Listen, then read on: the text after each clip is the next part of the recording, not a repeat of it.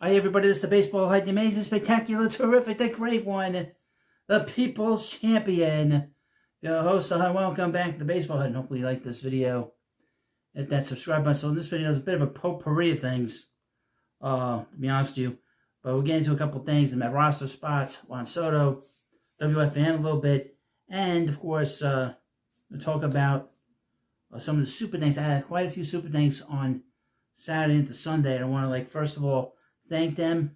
Got a lot of great comments yesterday off the WFAN video. But before we get into that, I want to thank NYC Buzz 22, who's a member.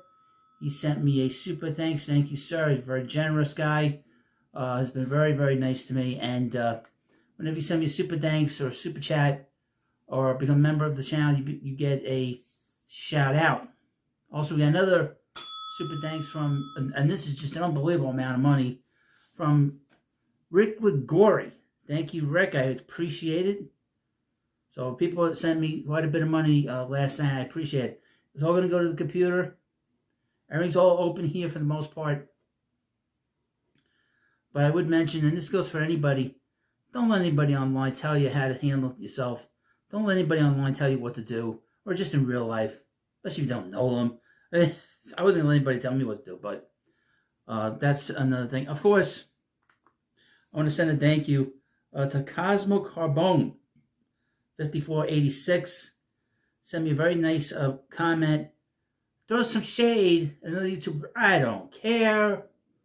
At this point, he wrote this. This is my new channel. Forget about Wardy. Thanks for your honesty and transparency. And that's the best thing I can do, folks, is be very honest, to be brutally honest if I can, because that's how I do things. Because it's not about telling you, you all have your own opinions on the club and what's going on.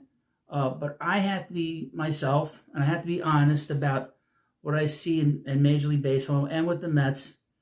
And I look at it as having credibility over the long haul. I'm usually pretty right about a lot of stuff, and I will be proven right about a lot of stuff. So I would mention about WFAN, a couple other things about WFAN.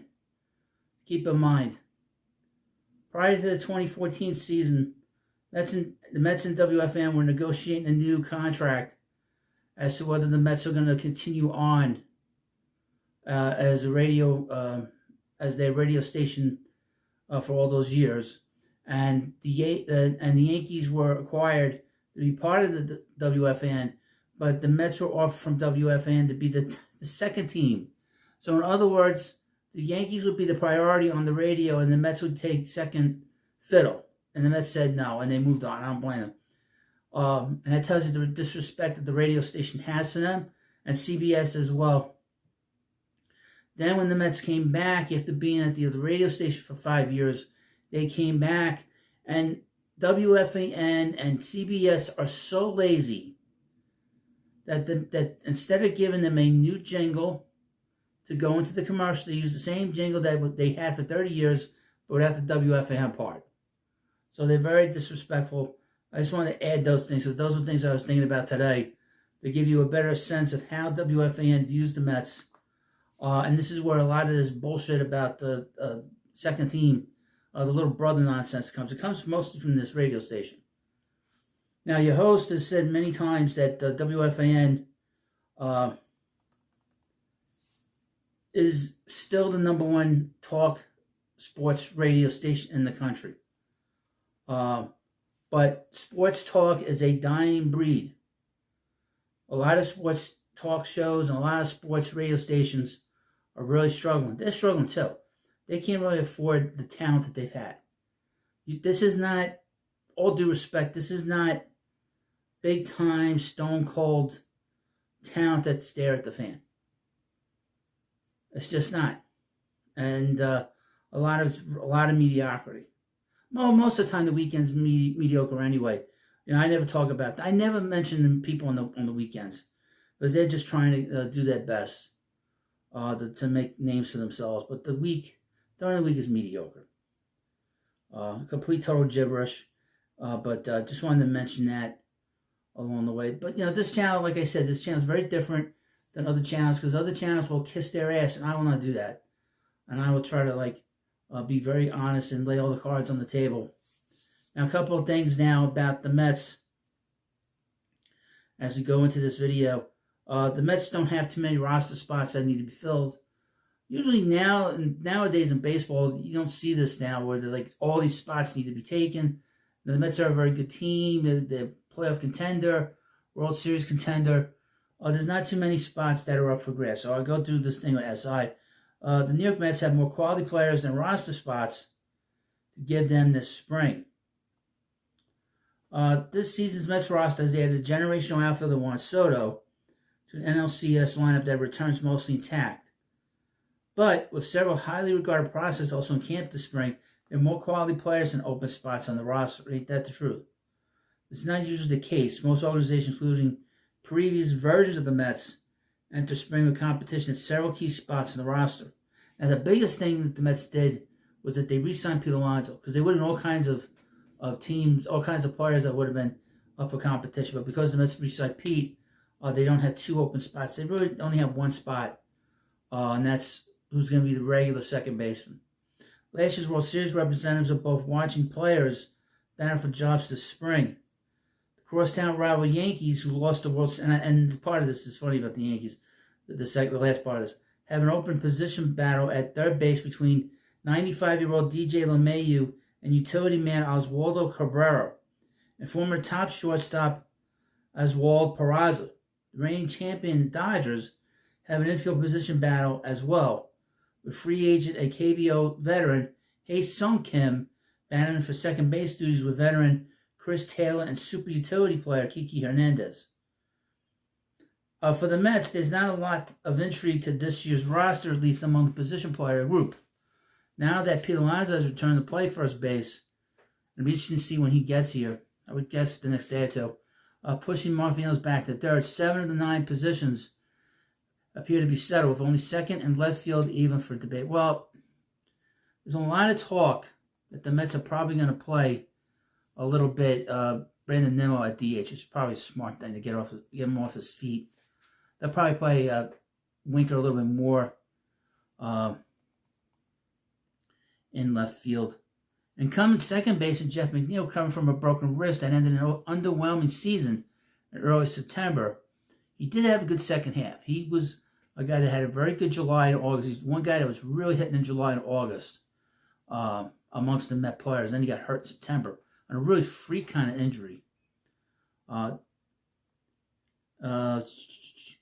the favorite to return to an everyday role this season, with free agent signing Nick Madrigal, back in middle infield, and top prospects Luis Angel Acuna and Ronnie Mauricio both expected to start the season in AAA Syracuse. So Acuna is the only guy in this roster that could be a backup shortstop, but he has to play every day. So he's not going to get any time to play shortstop because obviously Lindor is there.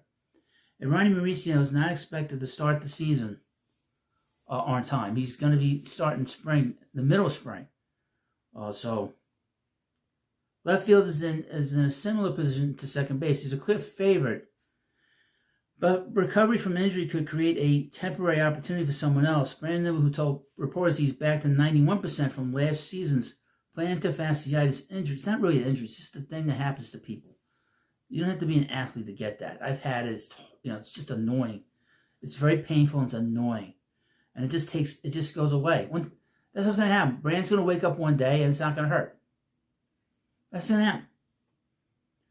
That doesn't create an opportunity for someone to claim a roster spot. However, Aston Marte and Jesse Winker, who were expected to platoon at DH, will split defensive time while Nimmo serves as the DH. And that's kind of what's going to happen there. There's not a lot of spaces for the pitching. Maybe the last guy in the pitching staff, we'll see. I'm sure there'll be something that we'll talk about here. Now, finally in this video, the Yankees, believe it or not, have a problem already. One of the things that was good about the Yankees lineup is they had really great balance in the middle of that lineup. Obviously with Soto in that lineup with Giancarlo Stanton and Aaron Judge, that was great balance in the middle of that lineup. It was a tough group to get through. Well, the Yankees have a problem now, and there's an injury. Believe it or not, let me scroll down. There's another thing from SI. They really have a big problem there in Tampa. I would mention also that the Tampa team will not be able to play at Steinbrenner Field this year because the Rays have to play there. Because obviously they're homeless. So, here's from SI. Designated hitter for the Yankees, Giancarlo Stanton, who joined Soto and Aaron Judge in the heart of the Yankees order last season, is reportedly dealing with discomfort in both of his elbows. This guy, he is a Hall of Fame talent, but he, son of a bitch, cannot stay on the field. Manager Aaron Boone described it as something akin to a tennis elbow. While Boone expressed optimism that the 35-year-old slugger would be okay, his status for opening day is now unclear. It's not so okay. Best way to say it. Stanton, the Mets know well due to his time with the Marlins, is one of the league's most fearsome power hitters when healthy. Sadly, injuries have limited his playing time in recent years. Let me tell you something. He's always been hurt. He's an MVP type player. He won the MVP that 1 year with the Marlins, then gone, got traded, and he's been very unhealthy. If you want to look at a player, folks, you want to look at a player that really hurt the Yankees in terms of their balance, in terms of salary, it's Giancarlo Stanton. Stanton is the guy that has absolutely positively hurt that team in a financial way. Made it very difficult for them to do the things they've wanted to do for all these years. The trade never made sense at the beginning. It still doesn't make sense all these years later. And it was really turned out as a bad trade for both teams. I know Stan had a big postseason last year, but you know what? It's been worse. There's been less good things than great things there. I mean, really, he's not been. It's a shame because he's a Hall of Fame talent, but the guy cannot stay healthy. The one thing about Soto is that Soto's he plays 160 games. Now he was dealing with the elbow situation last year with the Yankees. He was dealing with an elbow situation. I don't know if there was a torn ligament in that elbow, but there was talk in there where he did miss a few days in the middle of the season last year that we have to monitor. So keep an eye on that. I try to get you ahead of things on this channel. This is why this channel is the best channel that you can find on YouTube. Even though people get very pissed off at me, I say it like it is, and people get annoyed with it, but I'm going to keep being myself. And but just keep an eye on this thing, this elbow with Soto. He passed his physical, but there was an issue with it last year. And there was a lot of fear from the Yankees that he was going to miss the rest of the season. This was in the middle of the season last year. So just keep that in mind.